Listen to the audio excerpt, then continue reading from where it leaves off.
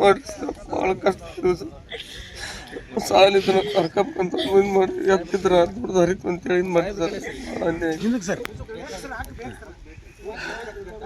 ನೀರು ಕುಡ್ಸಲ್ಲ ಹೋಗಿವ್ರಿ ಇಷ್ಟು ಕೂಡ ನೀರು ಕುಡ್ಸಿದ್ದೀರಿ ಮನೆಗೆ ಮಳೆ ಬರೋದ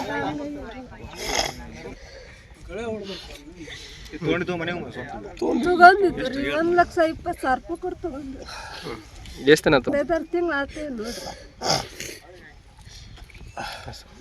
ವೆಂಕಟೇಶ ಬಾಗಳಿ ಅವರು ಎತ್ತರಿ ಇವು ಡೈಲಿ ಎಲ್ಲ ಯೂಸ್ ಮಾಡ್ತಿದ್ರಿ, ಗಳೆ ಹೊಡೆಯೋದು ಬಂಡಿ ಹೊಡೆಯೋದು ಎಲ್ಲ ಮಾಡ್ತಿದ್ರು.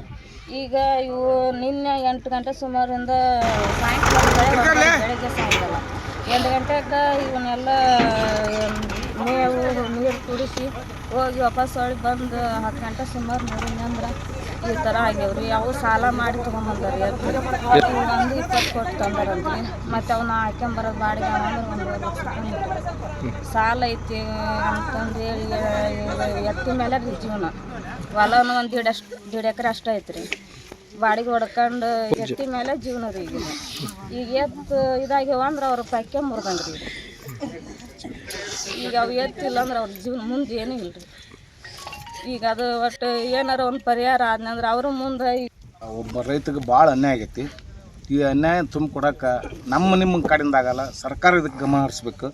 ಯಾಕಂದ್ರೆ ರೈತನ ಬಲಗೈನ ಮುರಿದೈತಿ. ರೈತ ಇವತ್ತು ಯಾರು ಸರ್ಕಾರ ಆಗಲಿ, ರಾಜಕಾರಣಿಗಳಾಗಲಿ, ಅಧಿಕಾರಿಗಳಾಗಲಿ ರೈತನ ಬಗ್ಗೆ ನಿರ್ಲಕ್ಷ್ಯ ತೋರ್ತಾರೆ. ಈ ರೈತನ ಬೆನ್ನೆಲ್ ಮುರಿದ ಈ ಕಂತ ಮುರಿದ್ರೆ ರೈತನ ಬೆನ್ನೆಲ್ ಮುರಿದಂಗೆ. ಅದಕ್ಕೆ ದಯವಿಟ್ಟು ಇದಕ್ಕೆ ಸಂಬಂಧಪಟ್ಟಂಥ ಎಲ್ಲ ಅಧಿಕಾರಿಗಳು, ರಾಜಕಾರಣಿಗಳು ಮತ್ತು ಜನನಾಯಕರು ಎಲ್ಲರೂ ಇದಕ್ಕೆ ಒಂದು ಸ್ವಲ್ಪ ಬೆಂಬಲ ತೋರಿಸಿ ಆ ರೈತಗೆ ಸಹಾಯ ಮಾಡ್ಬೇಕಂತೇಳಿ ತಮ್ಮಲ್ಲಿ ದಯವಿಟ್ಟು ಮನವಿ ಮಾಡಿಕೊಳ್ತೀನಿ. ದಯವಿಟ್ಟು ಎಲ್ಲ ಜನನಾಯಕರು ಮತ್ತು ಅಧಿಕಾರಿಗಳು ಇದ್ರ ಬಗ್ಗೆ ಗಮನ ಹರಿಸಿ ಆ ಒಬ್ಬ ರೈತರಿಗೆ ಸಹಾಯ ಮಾಡ್ಬೇಕಂತೇಳಿ ತಮ್ಮಲ್ಲಿ ದಯವಿಟ್ಟು ಕೇಳ್ಕೊಳ್ತೀನಿ. ದಯವಿಟ್ಟು